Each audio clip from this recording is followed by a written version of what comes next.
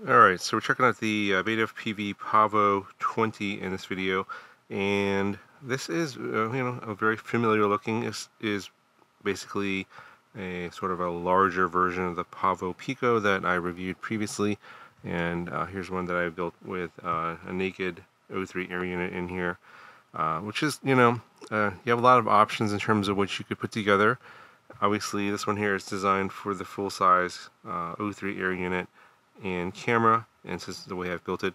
I actually pulled this one off of my standard Pavo Pico here, which had the basically it was the standard build before I made the naked build, and so I basically took the air unit off of this one here.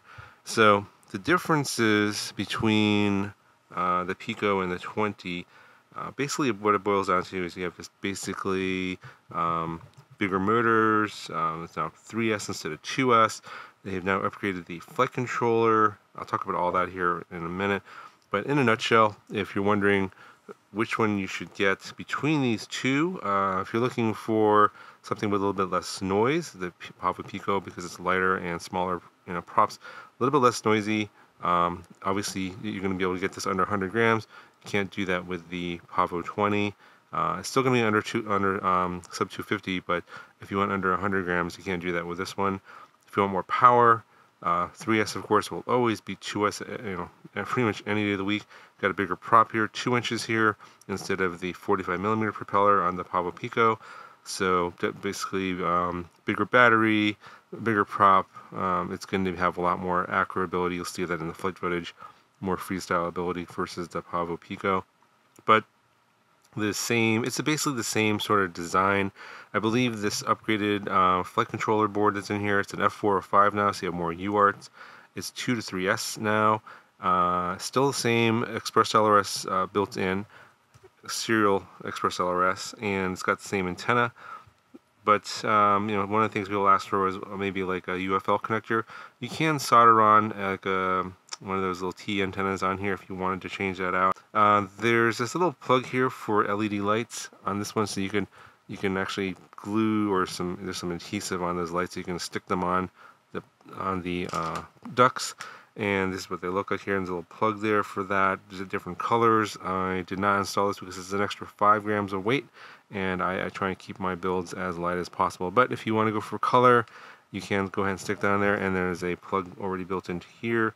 You plug that in, and then you just tape on the LEDs that go all the way around the prop guard for your color. The flight controller board has the USB port here on the back, and this is also where the capacitor is in the XD30, and you can see here that same USB-C external plug there with this little JST plug there that goes onto the flight control board to save a little bit of weight.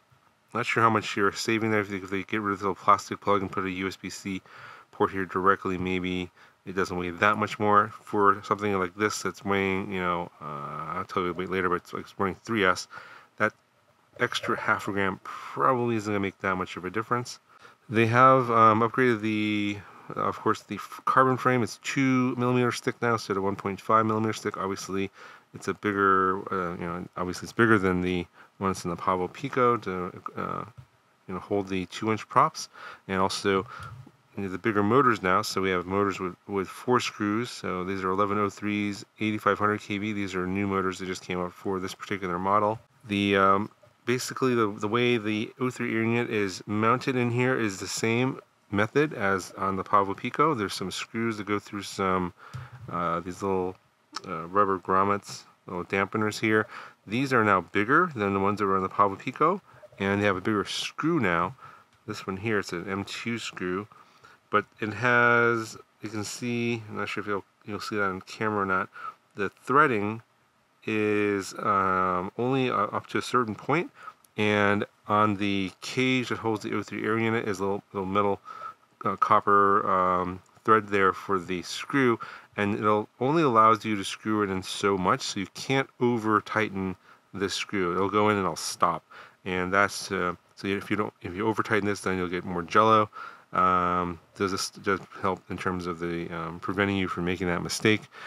Now I flew this without an ND filter or any sort of UV filter on here, just to see what it's like with just auto settings and if there's any jello, and I haven't seen any on this, so it seems like it's pretty straightforward in terms of putting the build together.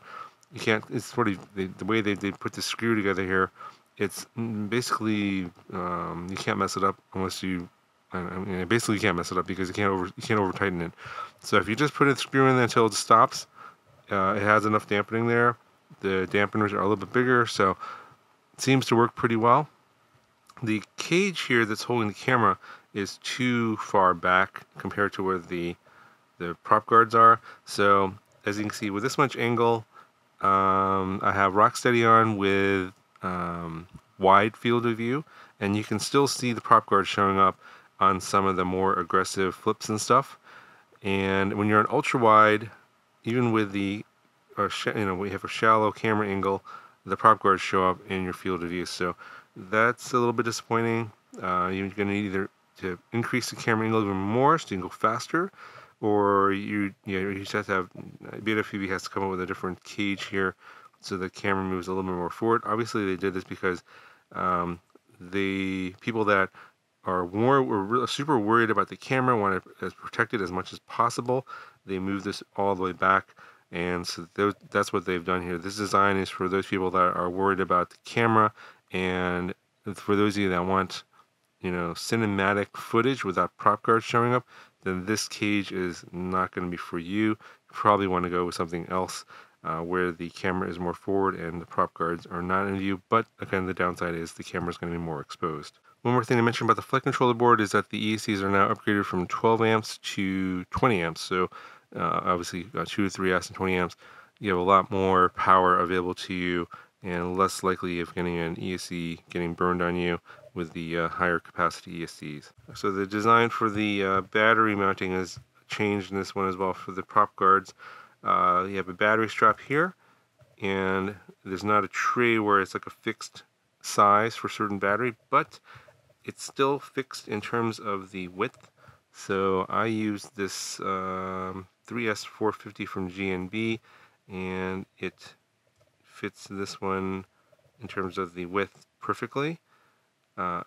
This is meant for 450 to 650 3S lipos. I don't have anything bigger than this 3S 450, so I didn't test any other batteries, but I'll link this down in the video description. You get about 4.5 minutes of flight time before you get the low battery warning and the land now warning for your, you'll see the flight. It's, it's a mix of aggressive and sort of slower flight. I imagine if you get a bigger battery in here, like a 650, you're going to probably increase your flight time, maybe perhaps as much as 6 minutes. Obviously, it's not going to be a huge increase, but you're actually carrying around more weight as well, so keep that in mind. Alright, so here's how much it weighs with no battery.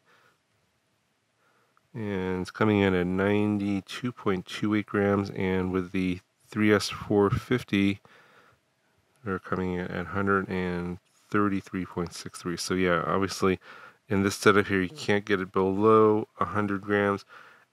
I think that even if you could make the O3 air unit naked, you're not going to be able to get under 100 grams here, because I think stripping down the O3 unit, I think you save maybe like 18 grams, and that's still not going to get you under 100 grams here with this setup here with the 3S450.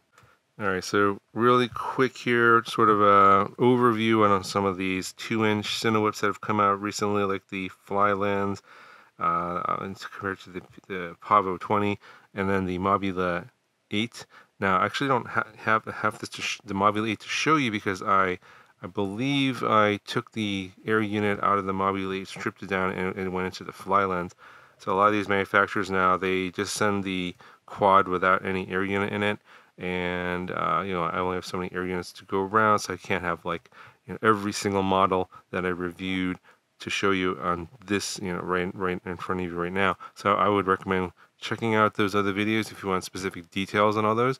But the reason I tore down the Mobula 8s, that model is basically, in terms of getting jello-free footage, it's not a very good design for that. So that's why I no longer fly that one and moved it into the Fly Lens.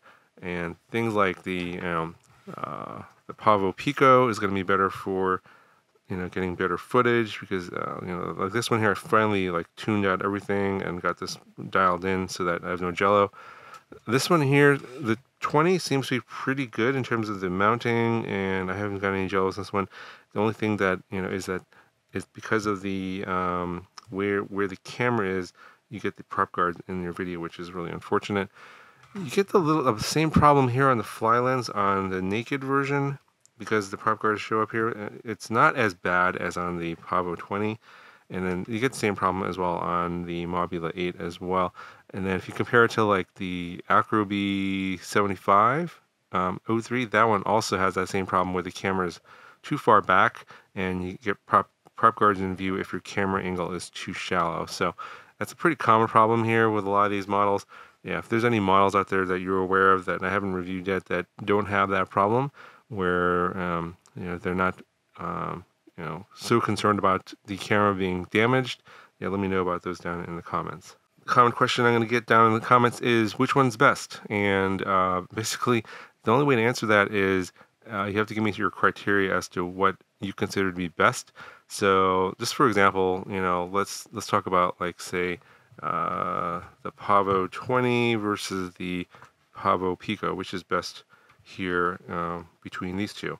Well, it depends. It depends on what you're looking for. If you're saying that the best to you is something with trying to get things as light as possible, then the Pavo20 isn't going to be the best. The Pavo Pico is going to be the best. If your criteria is your profile in terms of the width, in terms of trying to fly through gaps, well, then the Pico is smaller. That's going to be better. Really depends. Like people ask me which is better, and it just depends on what your priorities are, and oftentimes they don't leave what their priorities are, so there's no way to answer that question. So it really kind of depends on what you're kind of going for. So if you want more accurate ability, I would say go for the Pavo20. More cinematic flying, indoor flying, I would go for the Pavo Pico. So it kind of really depends on your priorities and what you're looking for. There's really no one best, like one size fits all for everybody. It just kind of depends on what you're kind of looking for and what you want to get out of your Cinewhoop.